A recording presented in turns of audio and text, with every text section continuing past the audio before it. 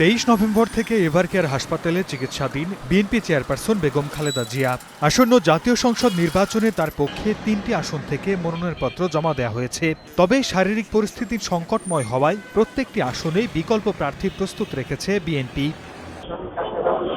খালেদা জিয়ার জন্মভূমি ফেনী 1 আসনের রিটার্নিং কর্মকর্তার কাছে তার পক্ষে মনোনয়নপত্র জমা দেন স্থানীয় নেতাকর্মীরা।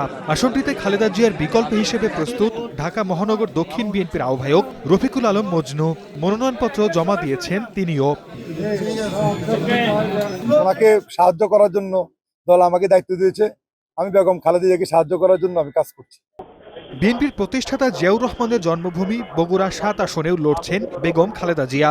এখানেও খালেদার অবর্তমানে বিএনপির প্রার্থী হিসেবে তৈরি আছেন উপজেলা বিএনপির সভাপতি মোর্শেদ আলম। জমা দিয়েছেন মনোনয়নপত্র। দিনাজপুর 3 আসনে বিএনপি চেয়ারপারসনের মনোনয়নপত্র দাখিলের পাশাপাশি বিকল্প হিসেবে দলটির রংপুর বিভাগীয় কমিটির সহ সাংগঠনিক সম্পাদক সৈয়দ জাহাঙ্গীর আলমের মনোনয়নপত্র জমা দেওয়া হয়। আজকে অঙ্গীকারবদ্ধ আগামী দিনে দিনাজপুরের উন্নয়নে ইনশাল্লাহ রোড মডেল আমরা ইনশাল্লাহ করব। 30 ডিসেম্বর থেকে 4 জানুয়ারি পর্যন্ত প্রার্থীদের মনোনয়নপত্র বাছাইয়ের পর খসড়া তালিকা প্রকাশ করা হবে। অন্যান্য কার্যক্রম শেষে তফসিল অনুযায়ী 12 ফেব্রুয়ারি অনুষ্ঠিত হবে ত্রয়োদশ জাতীয় সংসদ নির্বাচনের ভোট। সর্দার মোহাম্মদ আরিফ, স্টার নিউজ।